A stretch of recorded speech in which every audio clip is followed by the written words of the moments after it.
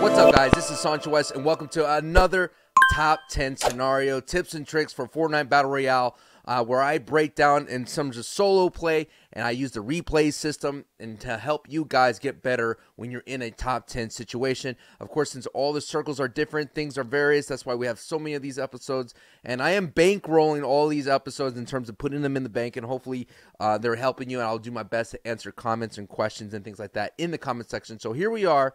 Sitting, let's see, we are 1, 2, 3, 4. All right, let's use the drone here.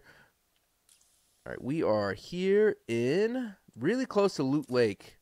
All right, I always dislike Loot Lake endings, and we are just entering the top 10. Please, at the time of this recording, some of these things weren't working in terms of the kill counts and all that. So that's why it says we're in the top 3. But let's play this out here. Now, Loot Lake, if you see the circle going towards Loot Lake, you're going to have to do everything in your power to make sure you have a lot of resources, because you're going to have to make your way over across the lake. Now, in this situation, here we go. Let me find the gameplay one real quick. Sorry. Here are these situations when you're crossing the lake, you have to cover, and I like using, this is the only time I like using pyramids. So I want to make my way across, because this is one of the toughest things to do in this game. And you could easily get hit. You don't really want to stay in the water so long. You want to do your best to avoid being in that water and avoid jumping a lot in the water, because eventually what will end up happening is you will get stuck, and then you'll be, it's like basically like mud during this patch. So at this moment, the storm is coming in, and I'm just waiting to see if anyone sees me. I'm going to go ahead and make my way across. And the reason why I like these pyramids is that just in case someone shows up, I could kind of dip right below it real quick. Other people like to build iron to get across. So I'm going to go ahead and pause here, because now I'm on the edge of the circle. As you can see, I'm very on the edge of the circle. And what I'm going to go ahead and do is pan out to see what's going on and see if anyone else is around me. Speed up this camera real quick. All right, I'm dead smack in the middle. Here is the circle edge. I don't see anybody around. Let's speed up the camera here. There's a lot of fighting, of course, on the Tilted side at the time of this recording. Who knows? Tilted may be gone. I'm not quite sure. At the Tilted side, right? There's a lot of action happening here. And then, of course, when you go down to over here, the mountainside, of course, the high ground will always be populated as well, right? The high grounds of the circle will always be populated. And at the time of this circle, the high ground is the mountain right over here, this mountain ridge, and of course Tilted. So as you can see, there's not a high ground, of course, dead center here at the big island. Rarely it goes there, but sometimes I've had plenty of circles that do go there. All right, let's go back to me. Continue going. I'm going to go ahead and fast forward this a little bit. I'm just trying to get as many materials as possible before I make my move across. I think at this point there's like really not that many gunshots, or I don't hear anything, so that's why I'm kind of moving confidently, not being too passive. So now I got to make this trek across the thing. I'm going to go ahead and do another one, and I'm going to go ahead and slow this back down a bit, and we're going to go ahead and pan out and see what it looks like when you see someone using this technique as in terms of crossing. I'm going to speed up the camera here because I want to back up. Crossing the lake, this is what it looks like if you see someone do it. It's just pretty difficult and hard to hit, right? So at any time, I could basically stop. I could basically stop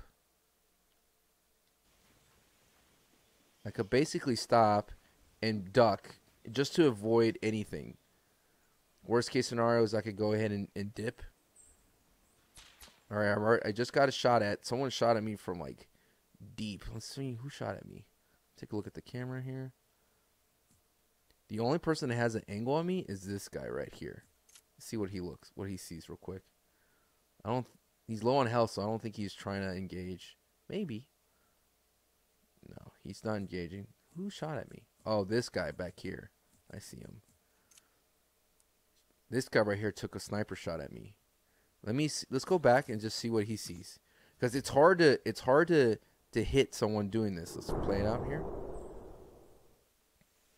All right, this is what he sees. Sees me coming across. I'm already across at this point, so he can't take a shot at me.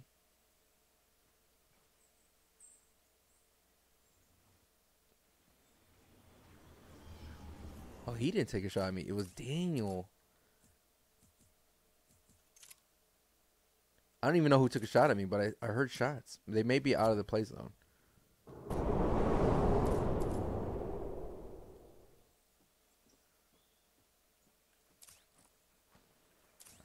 No. I think it was D. Casey. There's just so many people that this person. Yep, there. Okay, there. Now we found the person that took a shot at me. So this is what this person sees. It took me a while, but we found the person, guys. See, they see me moving around. As you can see, it's a tough hit, right? It's a tough hit.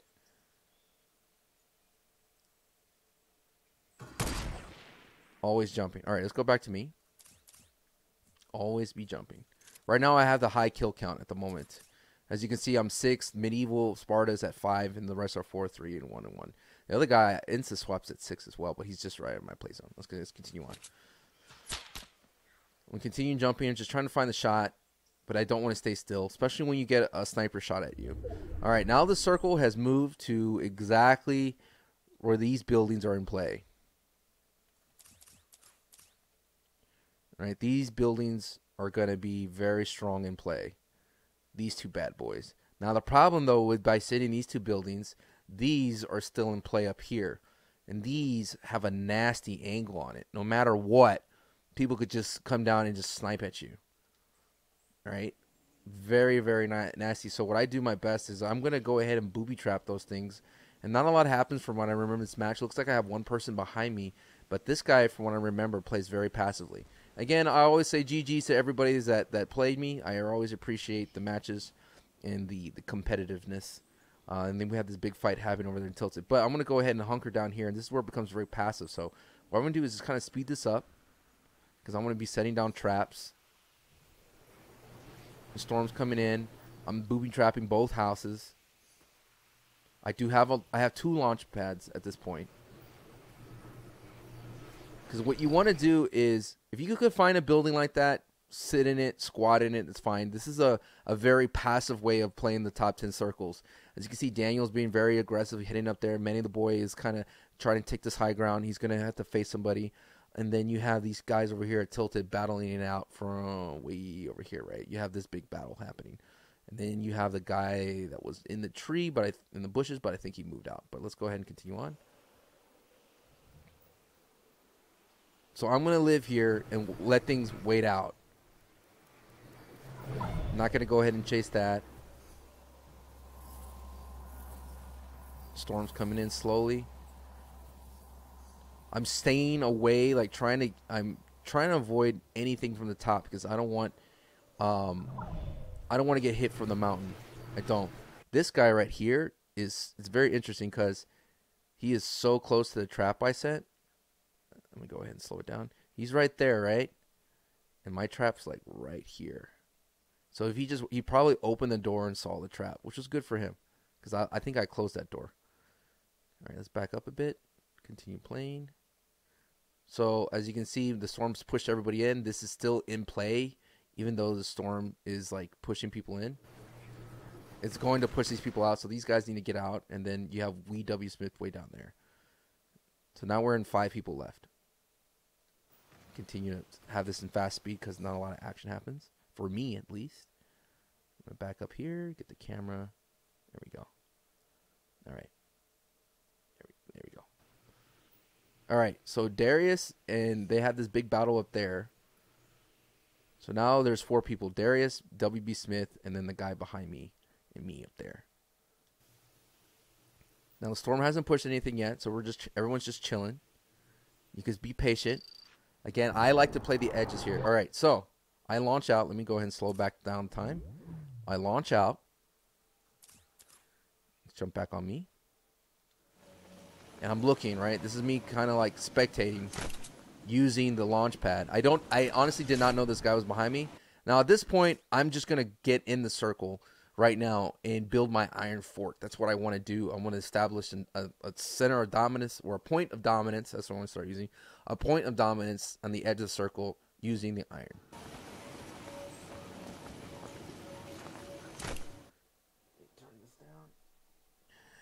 Using the point of iron. I hear someone in that wood fort and immediately start building iron.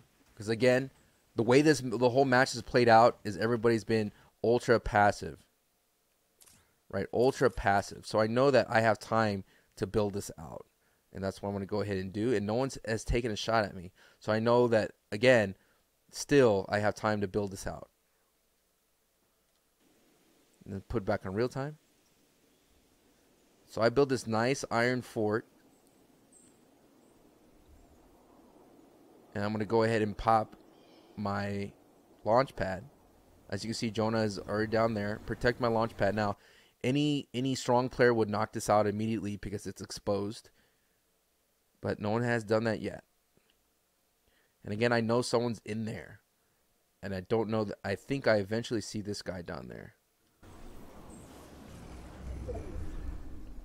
Alright, now I have my escape route.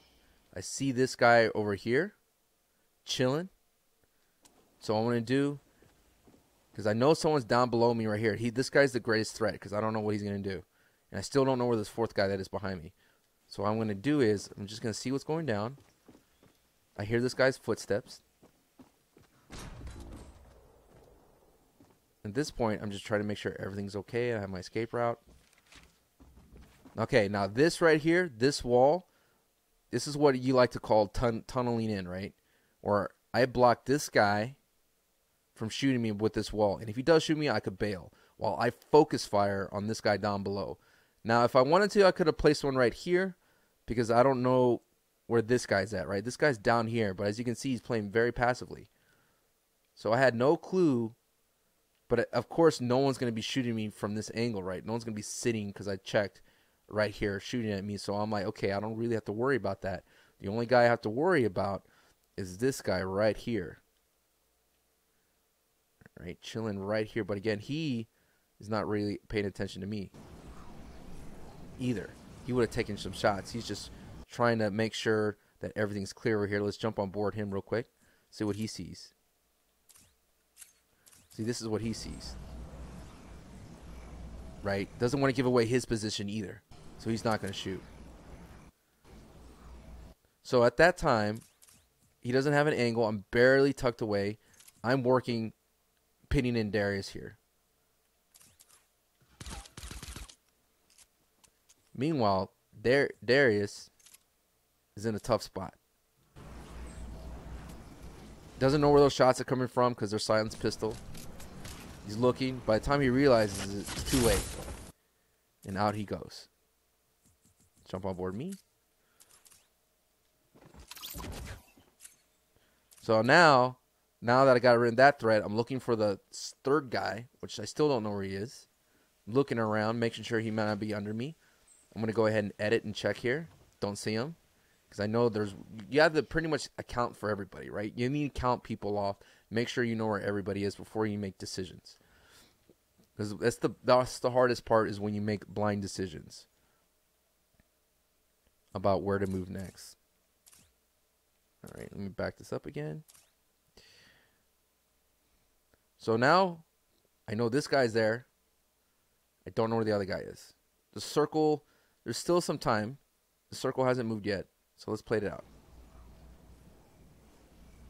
I'm just waiting for things to happen. I have the launch pad. When a launch pad in this small of a circle, you're very dangerous. Now I see that this guy's there. So what I'm going to do is now remove my wall so I can start focusing on this guy. Again, if I wanted to, I could have built a wall on the left. But here we go. Now we're going to have this battle. Now, I'm going to jump on board him and show you what I'm going to test him, right? I'm going to peek and jump just to see what his skill's at. Didn't want to shoot. Then I peeked and shot one shot. Now, at that point, I'm like, okay. You can hear the ticking the clock. I'm going to have to move in. So I use my launch pad to make an aggressive play.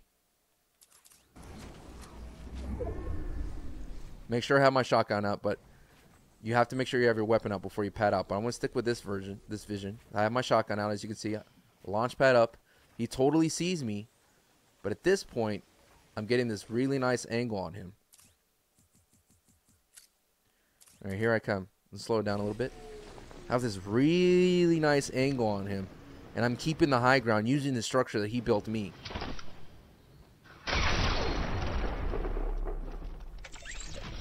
It's just a very tough, hard thing to fight. Now, at this point, I still don't know where the other guy is. And luckily, I catch a glimpse of him right there. Got a headshot. Now, here's the tricky part, right? There's oftentimes when you have a gold scar, and this is why they have the call the curse of the gold scar or the curse of the scar. You're overconfident. Now, at this point, I took an early reload because I know that maybe this guy starts building now. I'm going to have 30 bullets at least to take out a structure. But you have to be careful here and not be overconfident. Stick with the fundamentals of building. So I'm just out here out in the open, pushing in. Luckily, I get another headshot. The bullet sneaks in, and we get the kill. So the main lesson in this entire thing is that you need to understand where everybody is before you make your choice. Understand that you could edge guard your circles, but more importantly is to stick to the fundamentals. If you stick to the fundamentals, they will keep you, up. They'll keep you winning, and make sure everyone again is accounted for before you make a choice. And that's what you want to do, and you kind of have to read your opponents and make sure you understand are they playing passively or are they playing aggressively. You're going to have two types of players at the end, right? You're going to have a very aggressive player who's charging at everything, who knows what to do, and they're going to be building up and up and up. And then you're going to have people who are very passive and that are waiting for the opportunity to clean up. And your goal is to identify at least who they are and then react accordingly. But again, I appreciate you guys watching these episodes. Comment down below if you have any questions pertaining to this particular circle. I'll see you guys next time. Like, share, and subscribe. I always end up saying goodbye 10,000 times. But like, share, subscribe, and share with your friends and other Fortnite players. Adios, and as always, oh yeah, peace. Bye, guys. Thank you for watching.